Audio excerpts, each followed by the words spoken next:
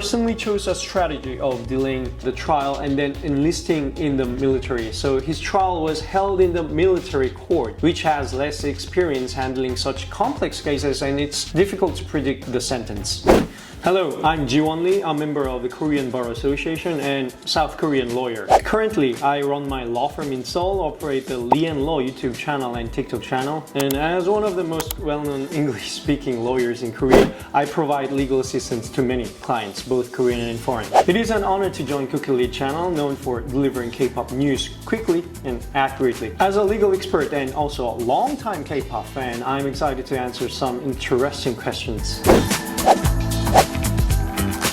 Okay, first one. With the amount of school harassment scandals among K-pop idols, is it ever possible to legally prove that an idol was innocent or guilty? The issue of school violence has been on spotlight recently. Now, the most controversial issue is school violence, and for celebrities, if there are suspicions of school violence, it can lead to retirement just on the basis of suspicion. Most school violence cases come to light when the perpetrator is known to the public as a celebrity or someone aspiring to be one, and then the victim exposes them. The cases include Soojin and Lee Seraphim's Kim Garam. Both Soojin and Kim Garam announced the termination of their exclusive contracts and departure from their groups due to the suspicions of school violence, which shows how fatal such suspicions are to K-pop stars. So, how are these suspicions of school violence legally proven? The answer lies in the results notification from the School Violence Prevention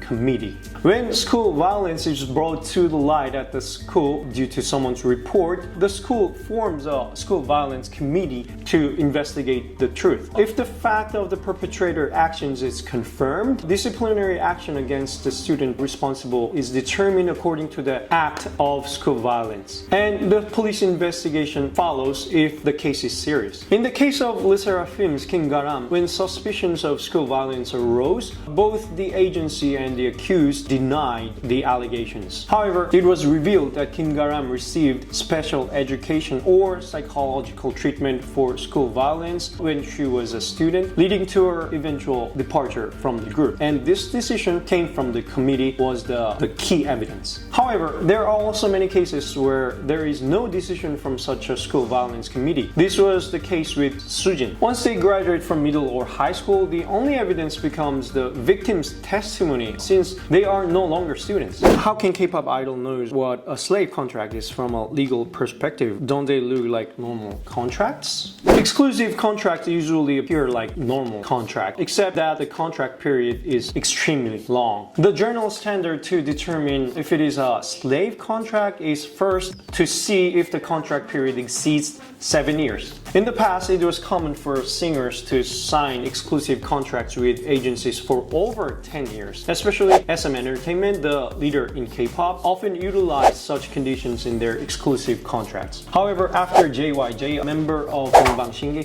filed a lawsuit against SM Entertainment for voiding their exclusive contract in 2009, there were tremendous changes. Well, the court deemed JYJ's exclusive contract unfair, and as a result, the Korea Fair Trade Commission introduced a standard exclusive contract recommending not to exceed 7 years. However, 7 years is not an absolute standard. Even if it is over 7 years, if profit distribution is fair, or if there is a long preparation period until debut, it can be considered fair. On the other hand, even if the contract period is less than 7 years, if the profit distribution is unfair, or if there are clauses that are only advantageous to the agency, the contract itself can be invalidated. How legal it is for companies to exclude male idols' military service from the duration of their contracts? In short, itself is valid. You might think that if 7 years is the standard, then isn't it eventually going to be 9 years or close to 10 years? But as I said, the 7 years is not an absolute criteria. There are many other reasons to judge whether this contract is valid or not. So if the contract includes clauses that are not unfair to the artist, then the excluding 2 years of military service in their contract period isn't always invalid. The principle is that once the artist and the agency signs the contract, it is valid. It is up to the artist to prove that it is unfair. So if both parties agreed to exclude the military service period from their contract period,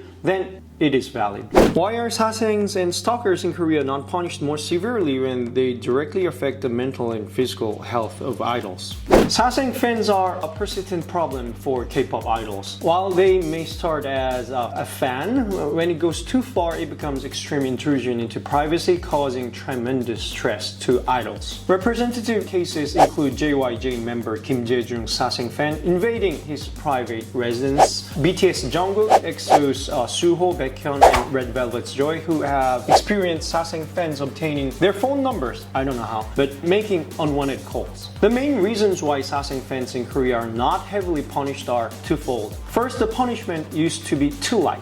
And second, agencies or artists often shy away from actively pressing charges. In the past, continuous harassment such as stalking was classified as a minor offense, resulting in fines of around like $100 according to the law. Furthermore, these were not well enforced. Fortunately, since 2021, Korea has enacted a new stalking prevention law, which allows for imprisonment and restraining orders, significantly increasing the severity of punishment. While it is fortunate that the punishments have become stricter, as Sassing fans are also fans in a way, agencies or artists often opt for warnings instead of actual legal action. Therefore, while there are still many Sassing fans, in reality, those who are strongly punished remain few. Living as an idol is not an easy life. Why are substance-related scandals in Korea treated more severely than crimes against other people? Korea is particularly strict on drug crimes. Just being targeted for investigation for drug crimes leads to enormous criticism and pressure to retirement from the entertainment industry. The reason Korea views drug cases as serious crimes can be attributed to the country's law that harshly penalizes drug offenders and its conservative culture.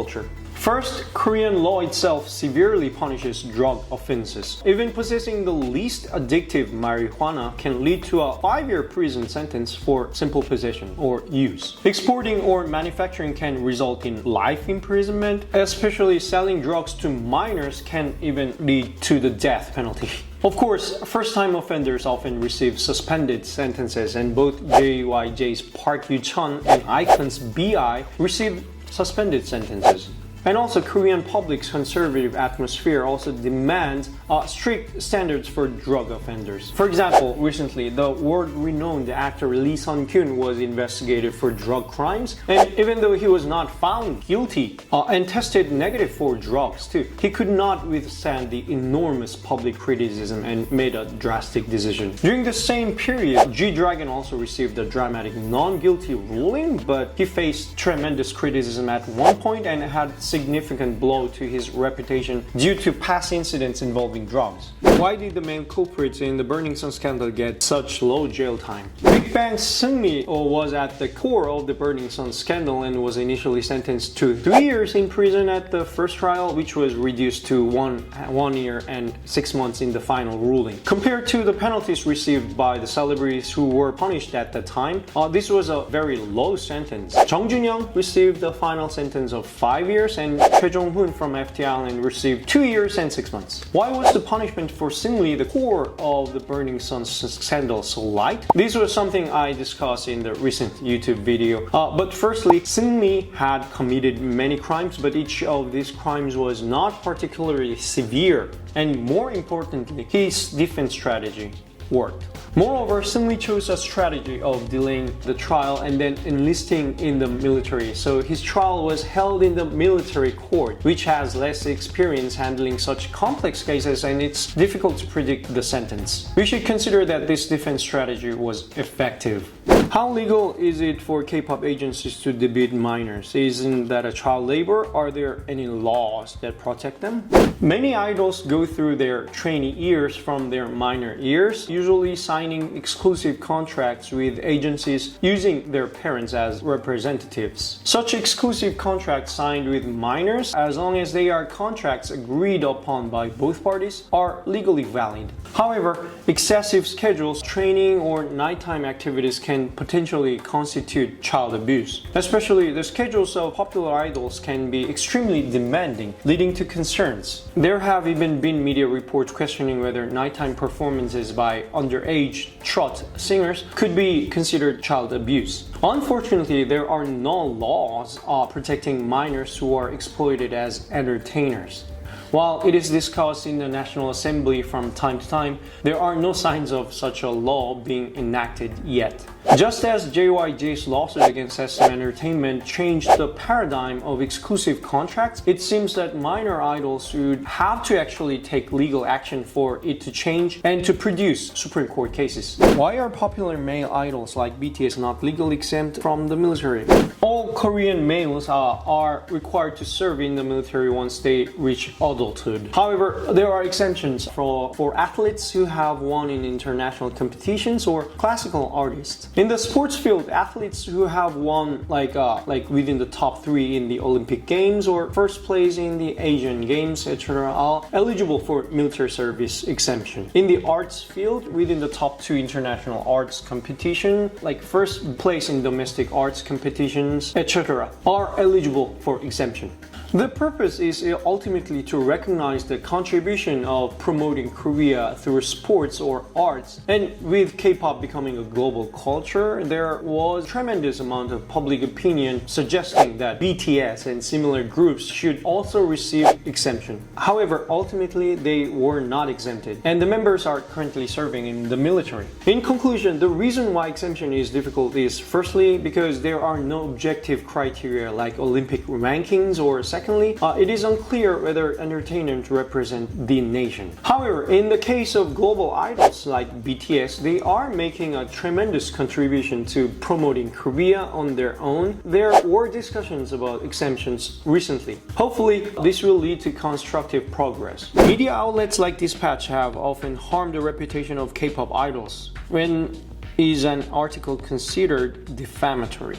Generally, the crime of defamation occurs when facts are reported to damage an individual's social reputation. However, in cases where the reporting of such facts serves a public interest, they are not punished exceptionally. Dispatch, as an entertainment investigation-focused media outlet, often uses its status as a media outlet to avoid legal consequences. Articles published by Dispatch, regardless of their truthfulness, often severely damage the reputation of idols. Particularly, there are many cases where they report on relationships or scandals that the parties involved do not wish to disclose, which could fall under defamation from the standpoint of idols, for whom reputation is crucial. Moreover, many of the reports published by Dispatch are not entirely true, and there are some instances of misinformation.